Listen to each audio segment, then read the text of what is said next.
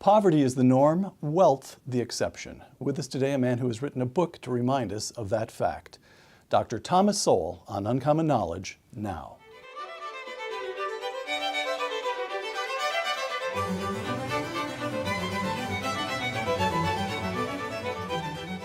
Welcome to Uncommon Knowledge. I'm Peter Robinson. Thomas Sowell has taught economics, intellectual history, and social policy at institutions such as Cornell, UCLA, and Amherst. The author of more than a dozen books, well over a dozen books. Dr. Sowell is now a senior fellow at the Hoover Institution at Stanford University. His latest work, Wealth, Poverty, and Politics, an International Perspective. Tom Sowell, welcome. Good to be here. The big idea. Wealth, Poverty, and Politics, quote, the difference between seeing economic disparities as due to differences in the production of wealth and seeing those disparities as due to the transfer of wealth from some people to other people is fundamental. Explain that. Well, I think there are a lot of people who regard so-called disparities and inequities in income as something that requires some great explanation, seem to assume that in the absence of some intervention, everyone would have something roughly equal income.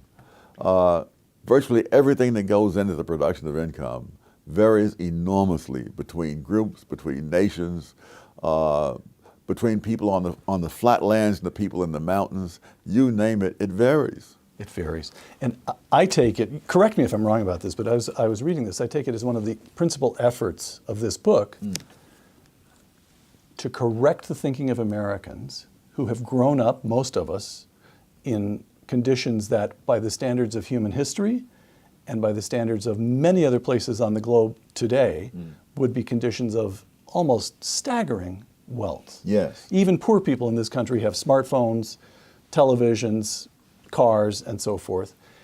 And we tend to assume, it may be human nature, we tend to assume that our conditions are normal and conditions that differ from ours are the anomaly. And, Yeah. and this book says, no, no, no, no. Well, good heavens, and especially if you look back through time, really it's only within the last 5 or 10% of the existence of human beings that there's been agriculture. I mean, think what that means, that people had to feed themselves hunting and gathering, fishing, herding animals. And of course that meant that you couldn't have cities because for all those other ways of living, you need an enormous amount of land per person. If you were to, one Manhattan would probably be enough, to spread famine throughout the world. So that I start with geography because that's the most implacable obstacle. And geography is anywhere close to being normal. For example, just geographic phenomena. In the great majority of all the tornadoes in the entire world occur in the middle of the United States. You don't hear about tornadoes in London or Paris or Beijing. And you don't hear about them in New York or San Francisco for that matter. That just in one little place in the world, all the conditions are there for a tornado alley. And it's true with so many other things. Nothing is evenly spread out. There are rivers on every continent, but the rivers aren't the same. Let me add, I was especially struck, let me give you this, here's a quotation from the book. Western Europe's rivers often lead out into open seas, providing access to seaports around the world. But most rivers in Eastern and Southern Europe are quite different. Yes. What's the difference and what bearing has that had on economic development? Well, the rivers in Eastern Europe tend to flow into lakes and inland seas. And so when you get to the end of the Danube or the Don, you are not out in the open ocean. You're in the Black Sea or the Caspian. That's right. And then if you want to get to the Atlantic, you have to go to the entire length of the Mediterranean to get out there. The rivers in Russia, most of those empty into the Arctic Ocean, which is not quite as convenient as the Atlantic or the Pacific. And what that means is that you can't have the commerce, you can't have industry and whatnot to the same extent that you have. More importantly, you're not connected with the rest of the human race to the same extent. And one of the major findings throughout the book is that isolation almost invariably means poverty and backwardness. In the mountains, Yes. if you live in Eastern Europe or Russia and you're cut off from the rest of the world, isolation leads, in fact, well, we'll get to this in a moment, but it seems even to have an effect on cognitive ability, prolonged isolation. Oh, sure. Well, certainly in terms of not just sheer knowledge, you don't have the same knowledge, but more than that, you're not aware of how the basic things of life are done differently in other parts of the world. And so people who are isolated will keep doing things for centuries or thousands of years. So that, for example, when the British landed in Australia, they find the Australian Aborigines are living really at a Stone Age level.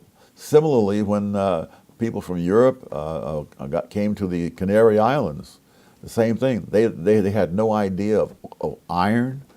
In Australia, they had no idea of iron. It's one of the great sources of iron ore in the world. Staying with geography for a moment, again, one of the themes that seems to me to run through the book is this question of your resistance to notions of, to attempting to impose notions of morality on economic conditions. So, for example, with geography, some people happen to be born in Western Europe where the rivers lead to the sea, and some people happen to be born in Russia where some rivers lead to the frozen Arctic and some rivers lead to the Black Sea. And it's nobody's fault. Yes. It's luck. Yes. Or sheer happenstance. Nobody's robbing anybody else. Yes, as one economic historian said, you know, the world has never been a level playing field. All right. Cultural factors, another one of the large segments of the book. Let me quote to you again, Wealth, Poverty, and Politics, quote, "Without the cultural prerequisites for developing natural resources into real wealth, the raw physical resources themselves are of little or no value," close quote. Tell us what you mean by cultural prerequisites. Partly, that would be simply the knowledge of how to use things. As I mentioned in the book, the main difference between us and the caveman is simply human capital. Don't forget the caveman had all the natural resources we have today, and he had them in greater abundance because none of them had ever been used up. But he didn't have the knowledge that it would take to turn those to his own purposes. We just know more. Yeah. We just know more. Now, you note a certain productive capacity that certain cultural groups demonstrate. And you can see them because they demonstrate the same, let's call it industriousness, as they disperse to different parts of the world. Yes. Germans, Chinese, Lebanese, Jews, Indians, quote, "The productivity is a matter of culture.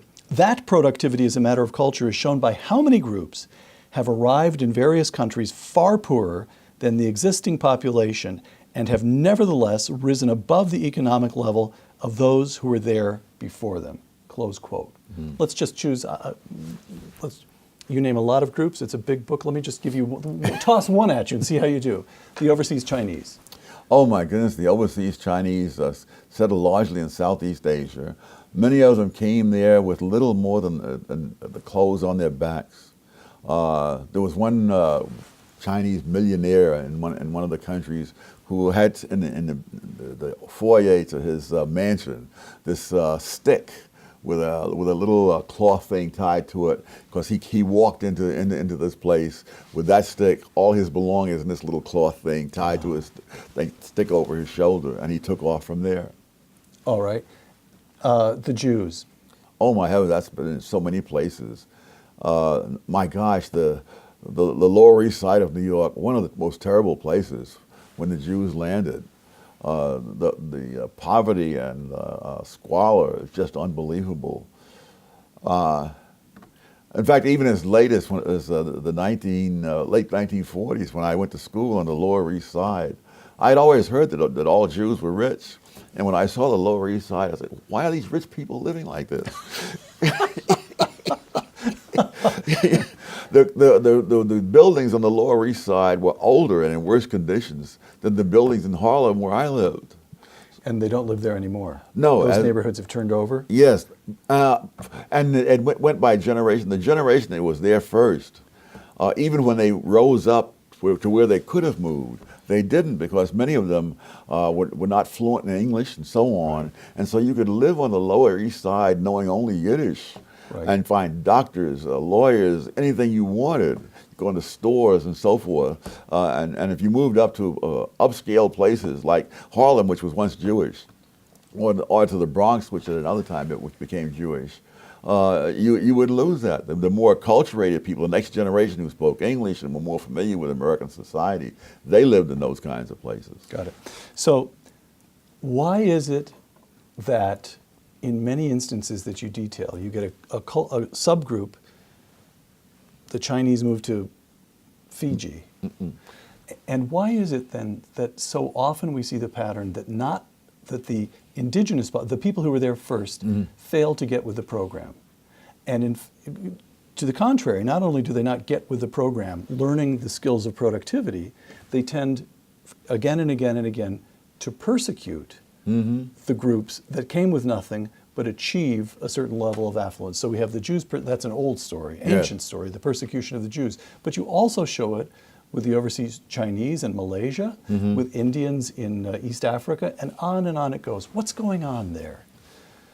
Well, for one thing, there's no particular reason to have expected the indigenous people to have acquired the same skills that the people who came there had. And worse yet, the leaders of these groups are very quick to blame the fact that they are lagging on the other groups who are more advanced. One of the phrases that you often hear, that this group took over this whole industry. And in many cases, there was no such industry until they came there and built it. They did not take it over. Right. So those are examples of the way culture can promote or enable economic productivity. You also provide a counterexample, the Soviet Union. Quote, the Soviet Union was almost a tailor-made refutation of geographic determinism. Explain that. Oh, the Soviet Union was one of the most richly supplied countries with natural resources, and probably the most richly supplied. It was the only industrial nation which has so much petroleum that they export oil. Right. They have some, I don't remember the fraction, but they have a substantial part of the world's supply of natural gas, which they're now supplying all over Europe. Iron ore, manganese, you name it, they had it. At one time, something like half the industrial diamonds in the world came from the Soviet Union. The land was so rich that when Hitler sent his army in to invade the Soviet Union during World War II, he had plans to have the railroads take back this land from Russia into Germany, because it was that well known for its You mean just the topsoil? He was going to send boxcars of topsoil back to Germany? That's right. I didn't know that. It's one of the most fertile sections and the irony is, one of the world's great famines occurred in the Soviet Union. How come? Mismanagement by the government. Milton Friedman once said that if the government took over the Sahara Desert, there would be a shortage of sand. And the Soviet Union, it was just that way. All right. More on social factors. I'm quoting again from Wealth, Poverty, and Politics. This is tricky ground. There is empirical evidence against genetic determinism. We're talking about IQ scores now. For example, there have been whole communities of whites from isolated mountain regions in America whose average IQs have been similar to or lower than the average IQs of black Americans. But while such evidence undermines genetic determinism, that does not make mental test differences irrelevant. So we're not genetically determined, but disparities among ethnic and racial groups are still worth noting, still consequential. How do we put this? No, you're seldom hiring a whole group or admitting a whole group to college. What you're doing is judging individuals. And the predictive validity is really a totally separate question from the question of genetics versus environment.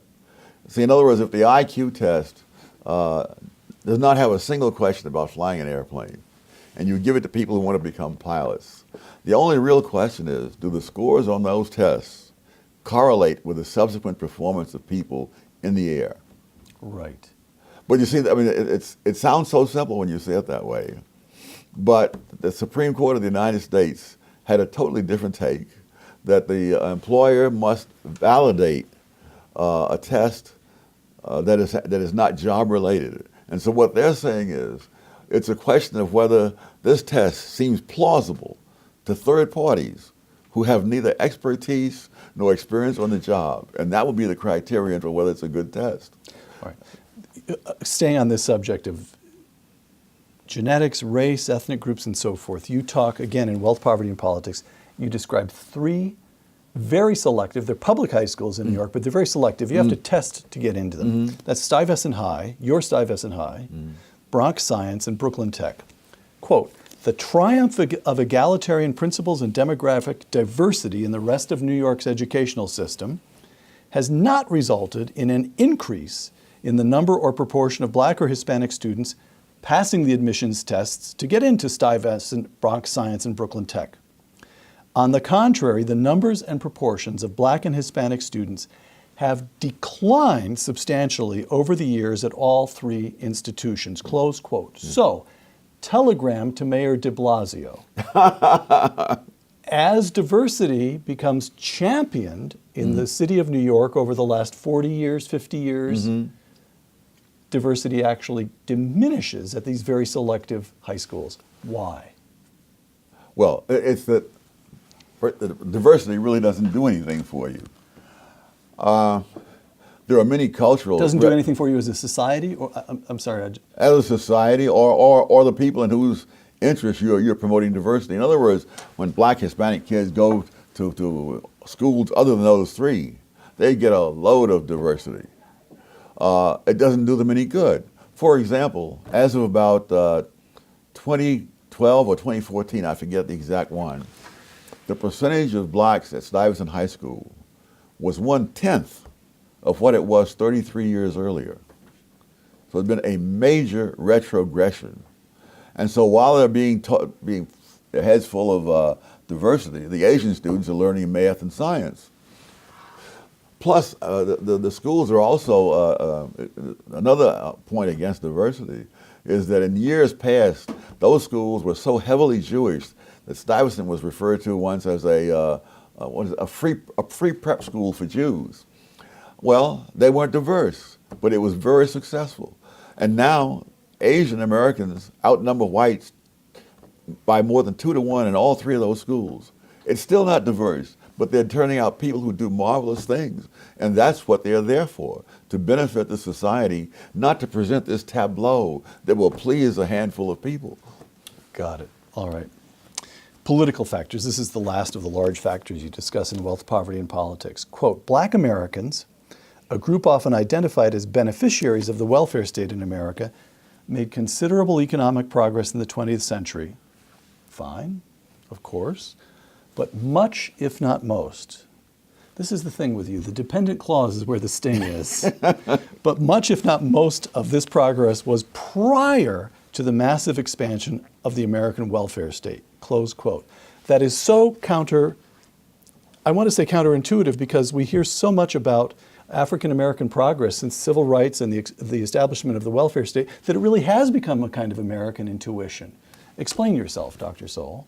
Well, as of 1940, 87% of Black households were in poverty. Over the next 20 years, that declined to 47%. This is all prior to the civil rights laws, prior to the social welfare policies of the Johnson administration. Over the next 20 years, it fell an additional 18 points. But that was just the same trend continuing at a reduced rate. Affirmative action is even worse, because as I remember, I'm trying to think now, the numbers. I think it was something like, poverty rate was something like 30% among Black households before affirmative action. And a decade after affirmative action, it was 29%. This is not the same as the 40% decline that occurred before there were any civil rights laws and before there was any social welfare state. And so what happened between 1940 and 1960 was the post-Second World War economic boom. It was Is that that, right? but it was that, but it was also the massive migration of blacks out of the South. So they're getting better education and jobs. That's right. Okay. Now, you mention cultural and social retrogressions. Again, I'm quoting you. Arguably, the most consequential of these was the decline in two-parent families. Yes. Close quote. Explain that one. Among African Americans. Yes. We're still talking about African Americans. Well, you know, when they talk about things like this, they talk about the legacy of slavery. Right, right. And I argue, well, empirically, it's not that, it's the legacy of the welfare state. Because as of 1960, which is almost 100 years after slavery ended, the majority of black kids were being raised in two-parent households. But within one generation after the welfare state, that had dropped down to a minority. So that the majority of black kids today are raised in one-parent households. When you think about it, I mean, centuries of slavery and generations of Jim Crow did not destroy the black family, but one generation of the welfare state did. The Moynihan Report, what was it? A call for national action. Yes. The Negro family, a call for national action, 1965, and even Right. 50 years ago. And his principal point of alarm, and again, now I'm trying to recall the statistics, but I believe the out-of-wedlock birth rate among African Americans in 1965 was 25%. Something like that, yeah. And he was so alarmed that he wrote this report, and today it's over 70%. And by Yes. the way, the rate among whites is over 1/3 at this stage. Yes.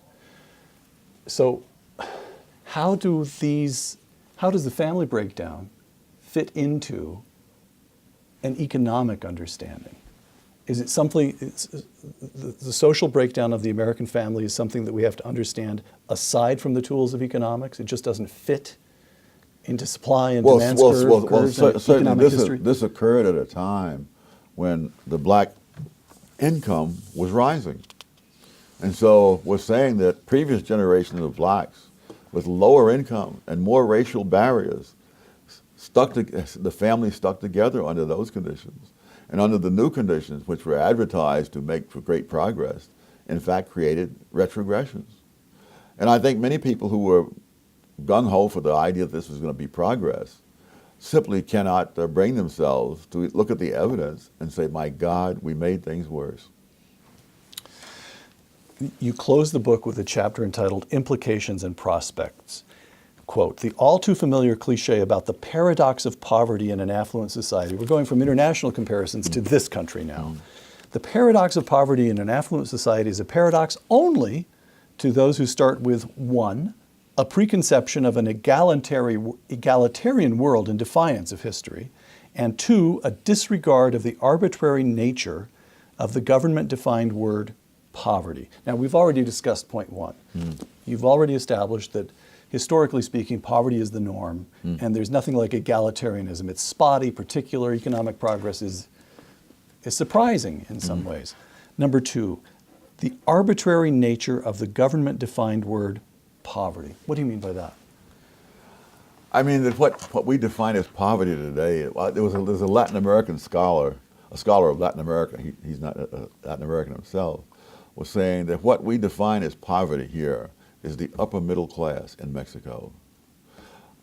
Most American families in poverty as defined by the statisticians in Washington, and that's the thing I try to bring out, regardless of what we think of when we think of poverty, what it really means is whatever those statisticians say it means.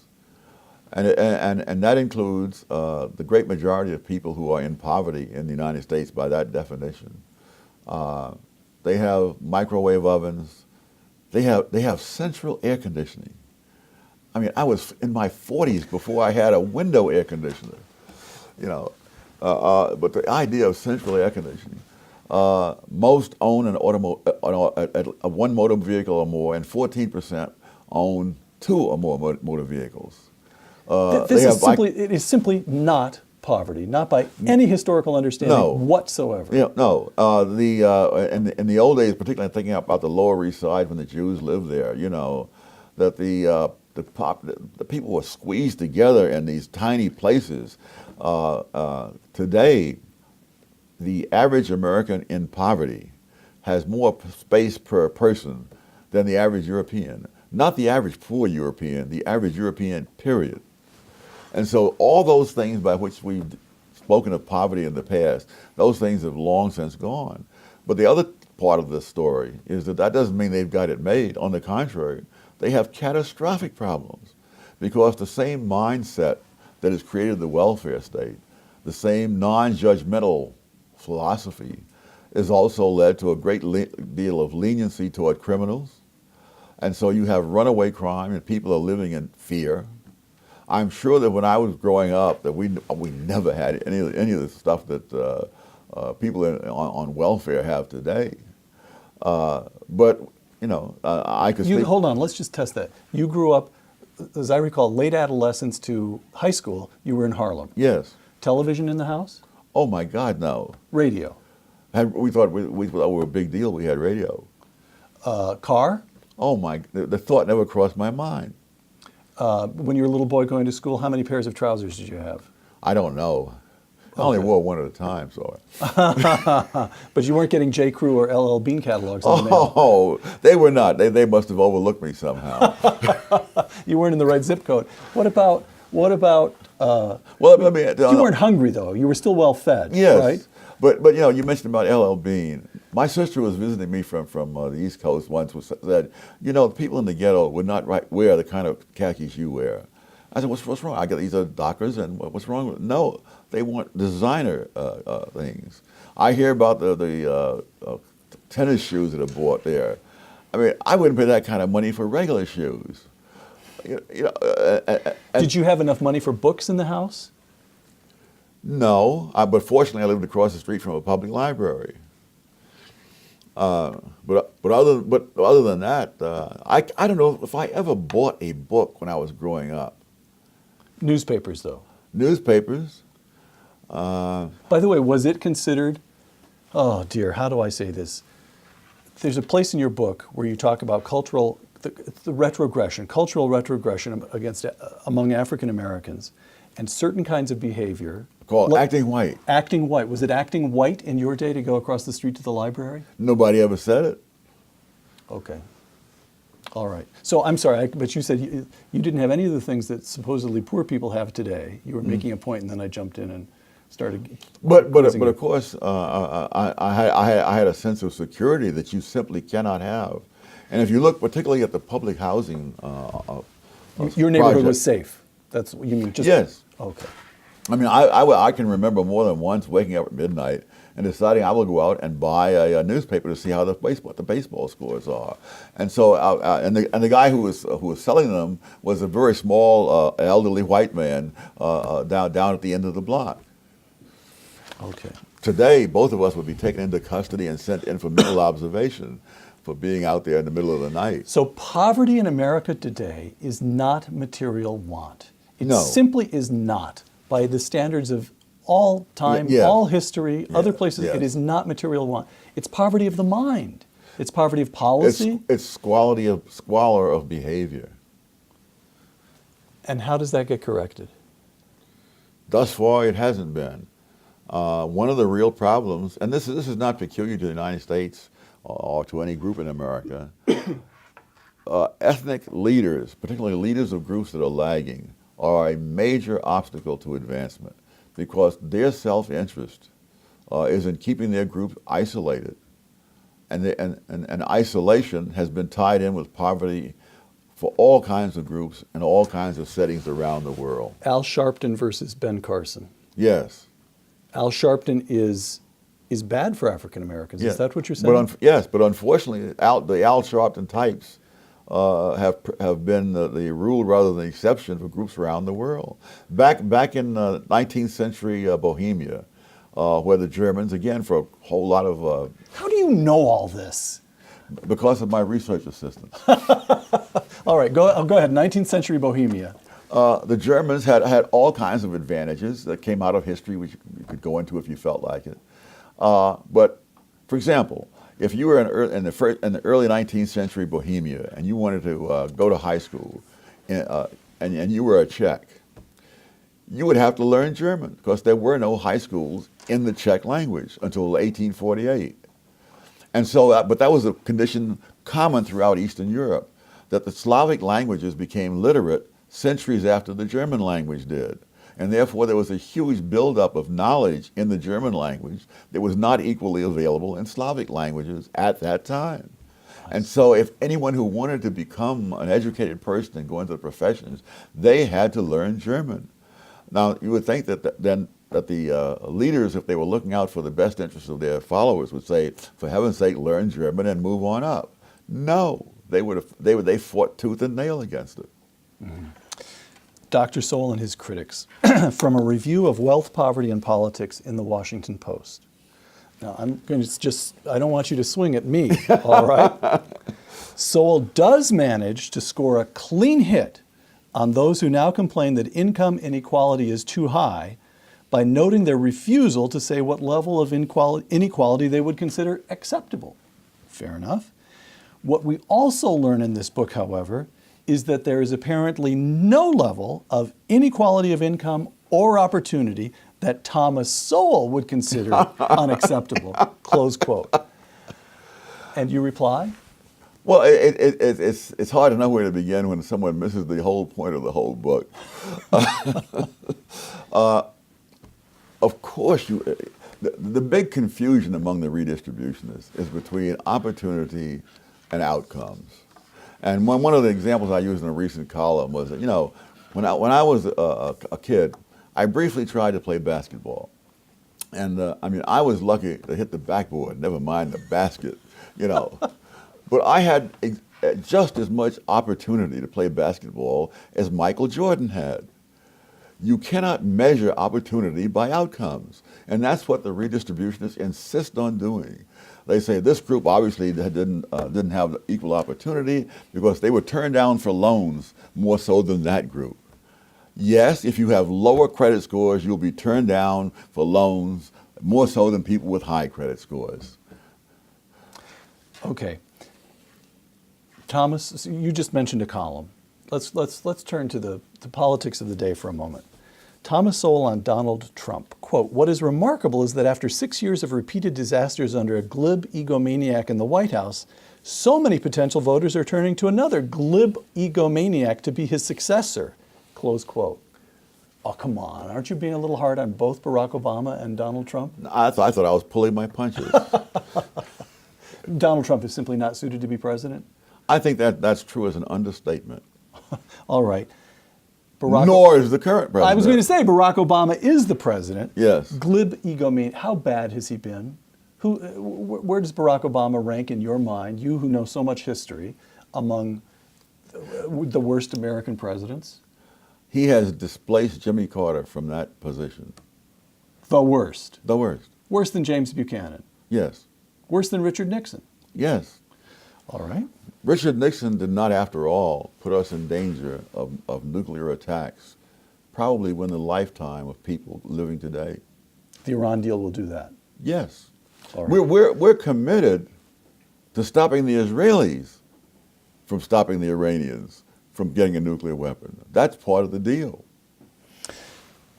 When I interviewed George Gilder about 6 or 7 months ago, George Gilder known to both of us, he contended that with the right policies, the economy, coming back to the international scene in a moment, but the economy would actually turn around quite quickly. The American economy can be revived quite quickly. Cut taxes, peel back regulation, and you'd see another version of the early 1980s. Mm-hmm. You agree? Yes. All we have to do is get out of the way in a certain sense.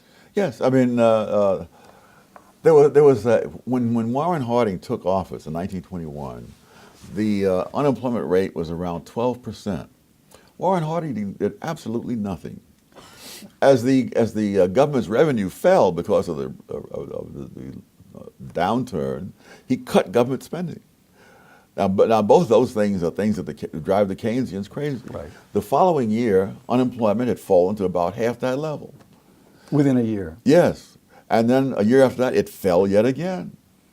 There is a history. The first time the federal government intervened in the economy to get us out of a downturn was in 1930.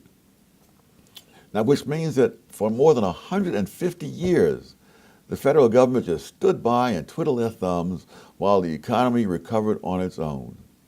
And all that time, there was never a depression as bad as the 1930s depression, where there was all kinds of intervention, beginning with Herbert Hoover help us, and then amplified by Franklin D. Roosevelt.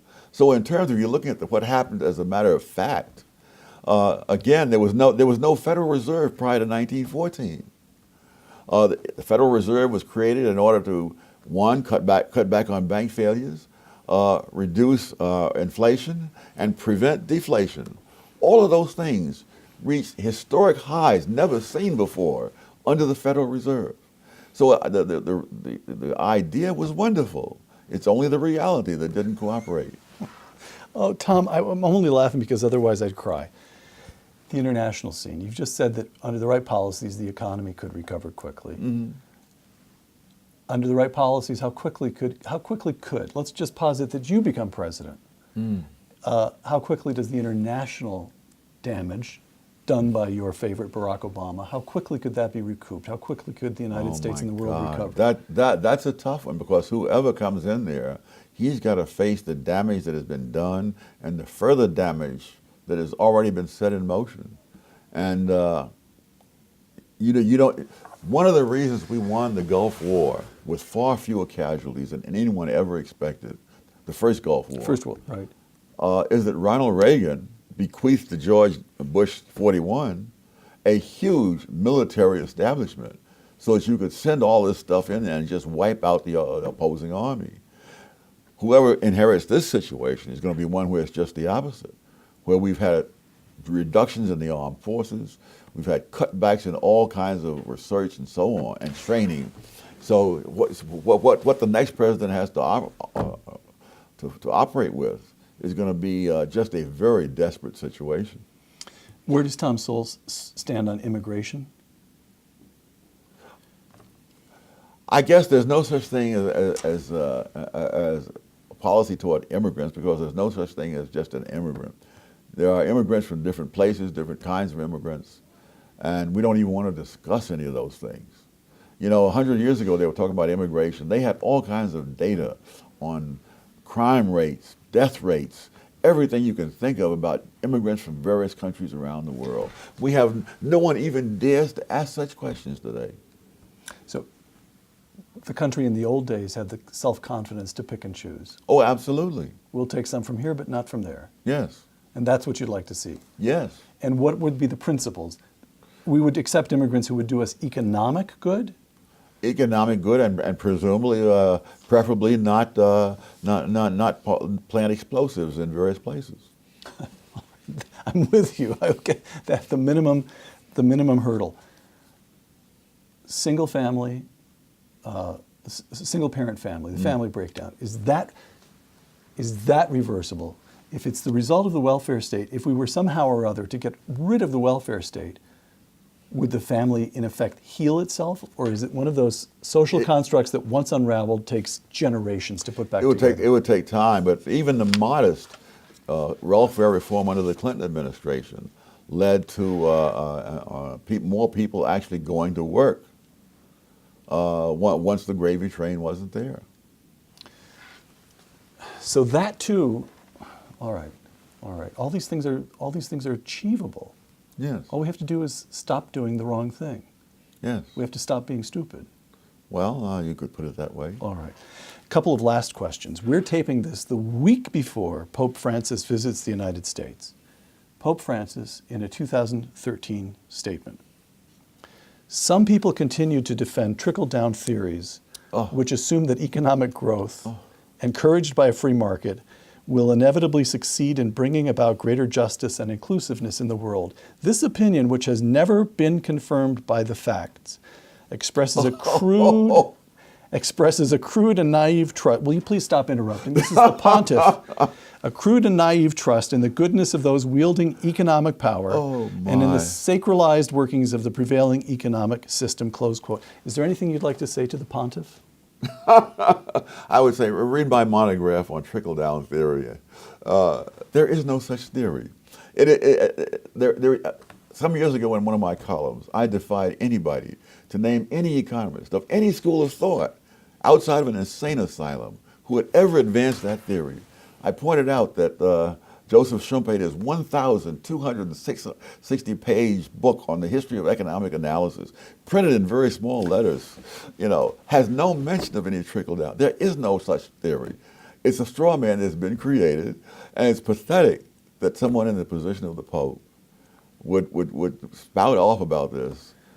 I would say to him what I would say to anyone else: you show me that theory, and I'll give you $1,000 down payment towards some large. What about his general suspicion toward capitalism as some way oppressive?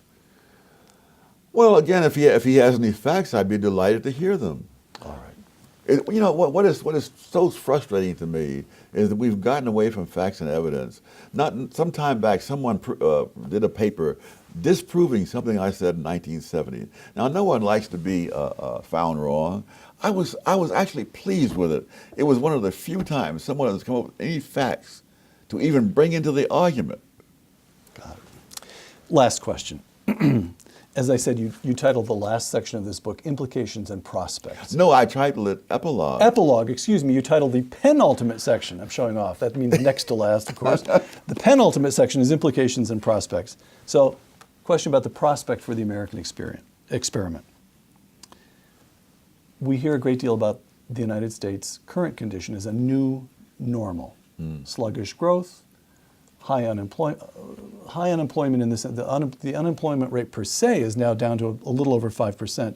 But if you take into account people who've dropped out of the workforce, difficult to say for certain, but it's still very, very high, possibly even in double digits still. Lowest labor force participation rate since 1977. So that's where we are. And we have this general sense that the United States is losing ground or ceding ground internationally. That's the new normal. To paraphrase Ronald Reagan, 4 years from now, will the country be better off? It depends on what they decide next November. So you don't have some kind of underlying faith in American democracy. I think anyone who has watched the so-called debates would find it hard to have much faith. All right, now. But you mentioned 1977. Things were terrible then. Note how quickly they turned around when Reagan took office. For example, Iran released our hostages within hours of Reagan's inauguration. Okay. Thank you, because I like to end shows on an optimistic note, Tom. You just gave me one. Thomas Sowell, author of Wealth, Poverty, and Politics. Thank you. Thank you. For Uncommon Knowledge and the Hoover Institution, I'm Peter Robinson.